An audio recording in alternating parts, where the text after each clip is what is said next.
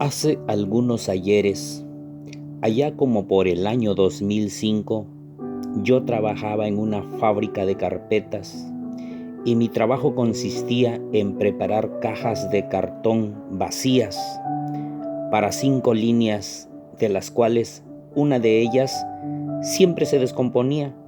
Por tal razón, la dejaba al último. Pero un día, el operador de dicha máquina me informó que necesitaba sus cajas de manera urgente y ya las tenía preparadas. Solo debería ponerlas en una banda para que llegaran a su máquina. Era algo así como 150 piezas, pero en ese momento la línea 2 me devolvió 500 cajas porque les habían cambiado la orden. Fue una situación muy crítica. Por un lado, ya me habían pedido las 150 cajas y por otro lado, la línea 2 era máquina grande y todos los días sacaba mucha producción. Entonces, queriendo aplicar mi criterio, pensé, trabajo con las 500 cajas para la línea 2 y le digo al operador de la línea pequeña que venga a mi lugar y eche sus cajas a la banda. A lo que este último no le gustó mi decisión. Y apurado en mi afán de terminar las 500 cajas, no sentí cuando llegó junto a mí el operador antecitado.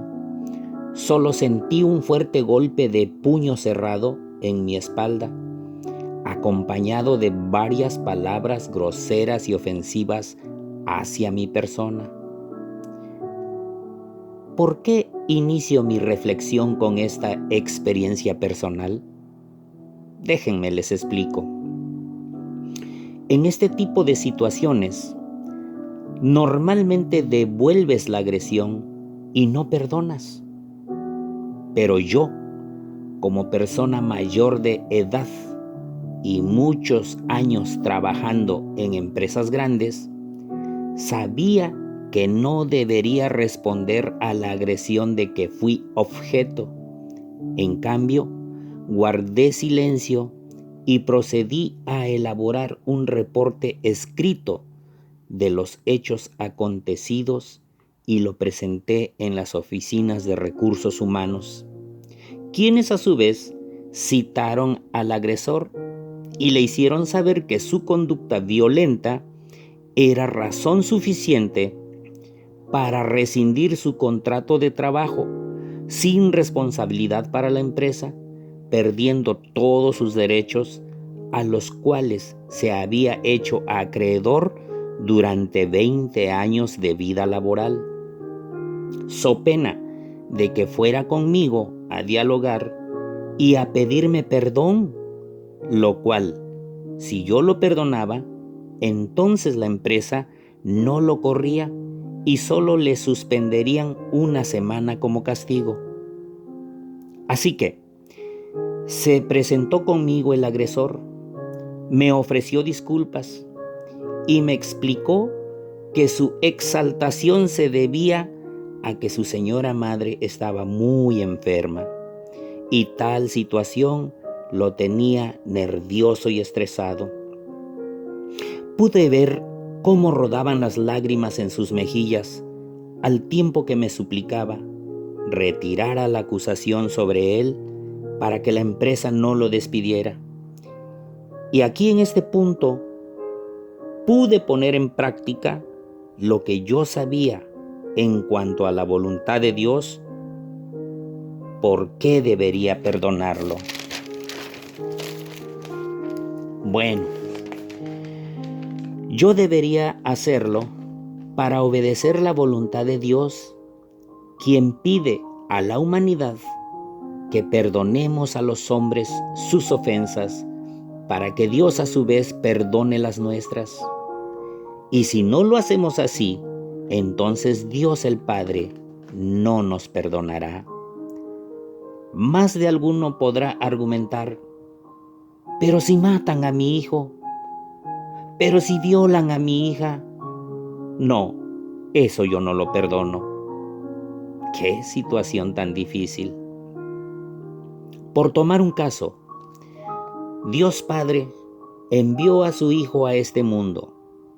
Lo golpearon, le escupieron, lo colgaron en un madero, traspasaron sus manos y pies con clavos, atravesaron su costado con una lanza. En lugar de agua le dieron a beber vinagre. Y Jesús pudo decir: Padre, perdónalos, porque no saben lo que hacen. Puedes leer esta porción bíblica en el libro de Lucas, capítulo 23, versículo 34. Y la Biblia está llena de ejemplos acerca del perdón. ¿Qué les parece la historia de los dos deudores? Vayamos al maravilloso mundo de las Escrituras y ubiquemos al Señor Jesús, quien responde a la pregunta que le hace Pedro acerca de cuántas veces hay que perdonar al prójimo, sugiriendo que podría ser hasta 7 veces. A lo que Jesús le respondió: no te digo hasta 7, sino hasta 70 veces 7. Y le narra la siguiente historia mientras estaban en Capernaum, una pequeña ciudad de Galilea. La historia dice: por lo cual, el reino de los cielos es semejante a un rey que quiso hacer cuentas con sus siervos. Y comenzando a hacer cuentas, le fue presentado uno que le debía 10,000 talentos. A este, como no pudo pagar, ordenó su señor venderle, y a su mujer e hijos y todo lo que tenía, para que se le pagase la deuda. Entonces aquel siervo, postrado, le suplicaba diciendo: Señor, ten paciencia conmigo, y yo te lo pagaré todo. El señor de aquel siervo, movido a misericordia, le soltó y le perdonó la deuda.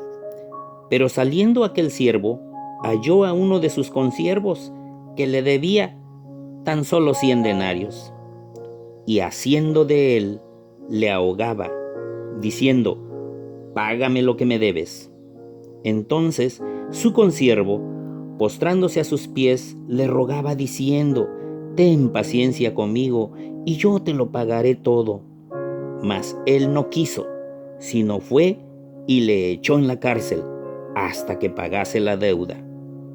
Viendo sus consiervos lo que pasaba, se entristecieron mucho, y fueron y refirieron a su señor todo lo que había pasado. Entonces, llamándole su señor, le dijo: siervo malvado, toda aquella deuda te perdoné porque me rogaste. ¿No debías tú también tener misericordia de tu consiervo como yo tuve misericordia de ti? Entonces su señor, enojado, le entregó a los verdugos hasta que pagase todo lo que debía. Así también mi Padre Celestial hará con vosotros si no perdonáis de todo corazón cada uno a su hermano sus ofensas. Así que, apreciable amigo, amiga, amada familia, preparemos nuestro corazón y conciencia, porque si queremos ser seguidores de Jesús, el Hijo de Dios, debemos ser imitadores de Él. Solo así se nos reconocerá como cristianos. Y los dejo con el Padre Nuestro, ejemplo de oración que dejó nuestro Señor Jesucristo, y donde alcanzamos a leer: y perdónanos nuestras deudas, como también nosotros perdonamos a nuestros deudores. Mateo capítulo 6, versículo 12. Gracias por escucharme, que tengan una excelente tarde-noche y que Dios los bendiga.